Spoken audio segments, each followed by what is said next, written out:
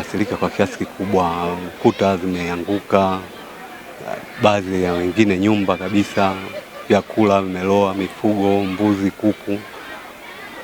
Athari ni kubwa. Hata changamoto ya maji ilikuwa ni usiku. Changamoto naona sio labda ni miundombinu, kwa sababu tulijua labda hii mitaro iliyokuja inaweza kutusaidia, lakini ndio ilikuja kama vile kuongeza ni tatizo. Maji huwa yanakuwepo, lakini sio kwa kasi yaliyokuwepo saa trip yamezidi. Shangaa maji yamejaa, kuna level fulani ya maji pale darajani pale, kuna sehemu waliweka vizuizi vya maji. Maji yalikuwa yamezidi mwelekeo.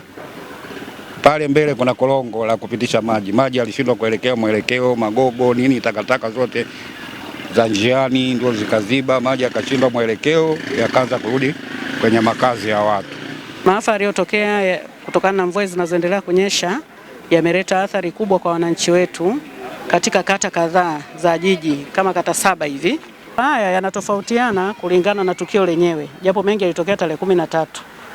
Kwa mfano katika kata ya Iyunga, Ilomba na Nzovwe, hizi kata maafa yao yanatokana na mafuriko yaliyotapakaa kwenye nyumba za wakazi na kuharibu mali na vitu vilivyomo. Tumekutana na kaya zaidi ya 100 katika kata hizi mbili, kata ya Iyunga pamoja na hii kata ya Nzovwe. Tumekuja na vyakula mbalimbali, mchele, mahindi, ngano, sukari na kadhalika. Lengo kubwa kwanza ni kuja kuonana nao, kuwapa pole, lakini pia kuwafariji.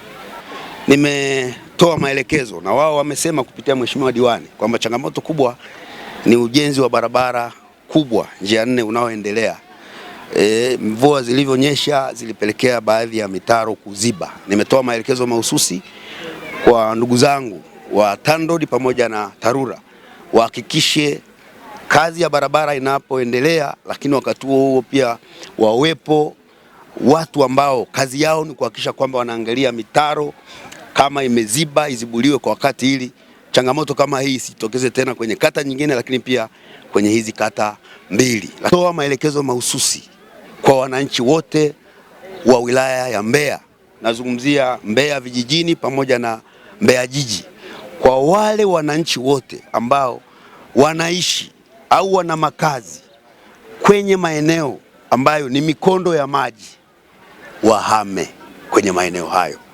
Uhai ni muhimu kuliko kitu chochote, na sisi kama serikali natoa maelekezo kwa watendaji wa kata zetu zote wahakikishe kwenye maeneo yao ya utawala watu wanaoishi kwenye maeneo ambayo ni mikondo ya maji wahame, ili kuondoa changamoto kama hii.